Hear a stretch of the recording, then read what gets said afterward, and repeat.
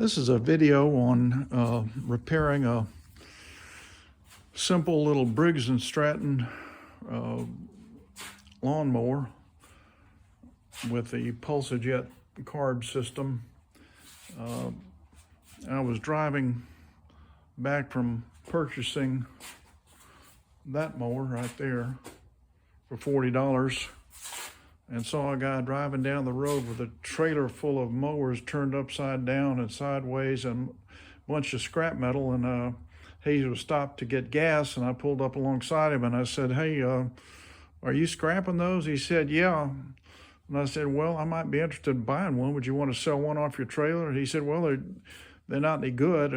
They just came off this property that we cleaned out, and we're taking them, hauling them to the scrapyard." And I said, "Well, let me look at that one on top." So I didn't have to dig through too much stuff, and found this little one with the green wheels. It's a Poulan 450. It's a 148cc engine, which is pretty good. It's had a rough life, as you can see, a lot of built up crud, probably stored up under bushes and stuff. There's the green algae. The skirt has a little crack in it, but it's still functional. The kill cable was completely rusted, so I went ahead and removed that. The big question is, was it going to have compression? So I took the spring off.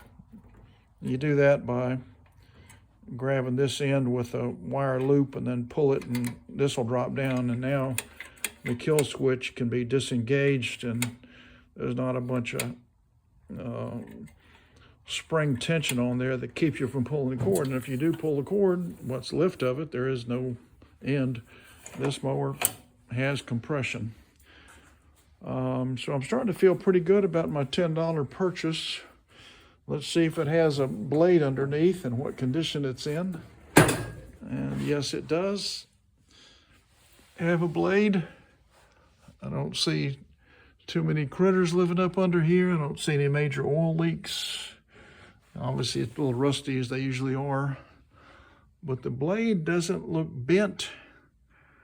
And I've already spun it once. I do not think that the crankshaft is bent. There is fuel in the gas tank. There is oil in the crankcase. There's too much of it, so I'll have to drain some of that off. And let me show you what I mean by that. Let me set my camera down, and I'll come back. And you get over here where you're not staring at the sun.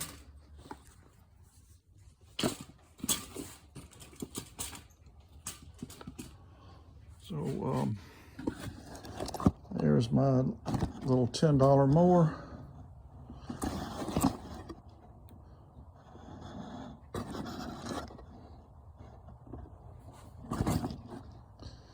And let's check that oil. Just need to get a flat blade screw on this old type of pulsa-jet engine. We'll scrap a paper towel and put that in the slot. And here's what I'm looking at.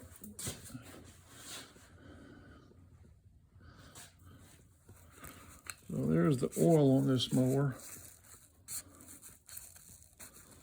So I wiped her clean. I'm going to put it back in there now. I do screw it down. With the Briggs and Stratton, you screw them down. With a Honda, you don't. So let's take a look here. And as you can see, this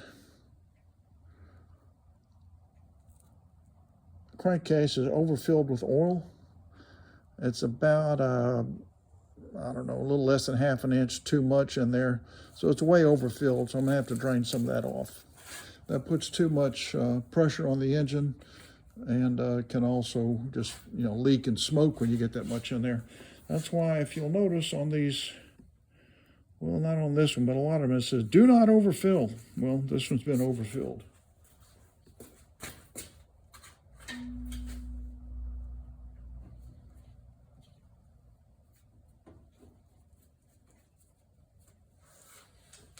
Okay, so you and I, guys, are going to try to get this mower running. I don't know why my thing keeps tilting on me. There, that's a little better, I guess. So I've got to get the blower housing off in order to replace the cord. You see that air filter cover up here? This is put on backwards. This needs to go this way with this angle pointing back. It fits right in that little notch right there. And let me show you something else on this mower that I assume you guys want to watch this because you want to learn about these things. So here's the mechanism for changing the this RPMs of the mower. This has been bent out of place, but it moves this way, and that means the mower is going to run faster. If you go this way and the spring tension right there becomes more slack, then it's going to run slower.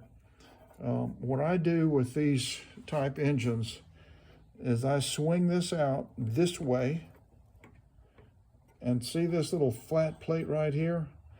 That is designed so that you can lock it in place. Let me get some pliers and I'll show you what I mean.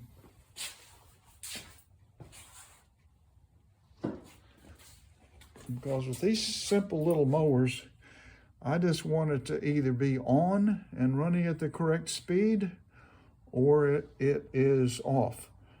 So what I'm going to do is go ahead and bend this down. And see, now that's going to keep this from going into the slow position. I'm going to go ahead and put a little more on there,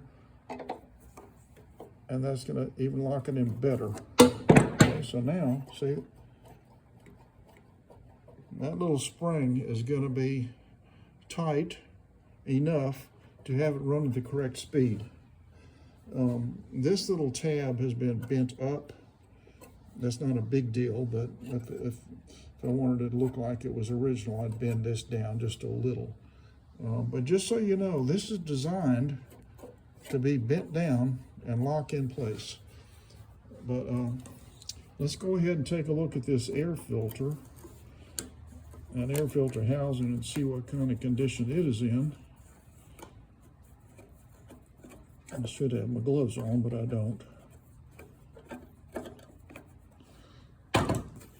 So anyway, we're starting to get into this mower and repair it. Here's the big long screw that holds it in place. And, oh, look at all that. It's got a bunch of zip locks on there holding that grommet on. And the air filter doesn't look too bad. It's not, I expected it to be a lot worse, so I'll just set that down. It'll need to be washed with soap and water, and see if it falls apart. Sometimes when they're as old as this one, these things just crumble and fall into pieces. But let's go over here and look at this real quick. So somebody's worked on this mower and tried to keep it going. They tried to install that boot there. That's really quite fancy with the zip locks. But that's all going to come off. This has been bleached white. It is pretty tough to push. But let's see, there is some fuel in here. Let's see. I hesitate to push this ugly old fuel in there, but let's see. Oh, here's the gasket that goes under the air filter. It's torn, so I'm going to replace that. Go ahead and get the old one off. Okay. But let's see what happens here. Yep, that's pretty tough. I'll probably replace that bulb because I can't get it to do anything. Very, very tight. So anyway, when you come back, we're going to, I'll either remove this on camera or remove it, and you'll get to see the repairs done. I'm going to take off the blower housing, put a new cord on there, because I'm optimistic this thing is going to run. I'll turn this mower probably on its side to get the oil out of there, because the oil isn't a bad color, but it's just too much of it, so I need to get some of that off. So when you come back, we're going to continue trying to save this $10 mower.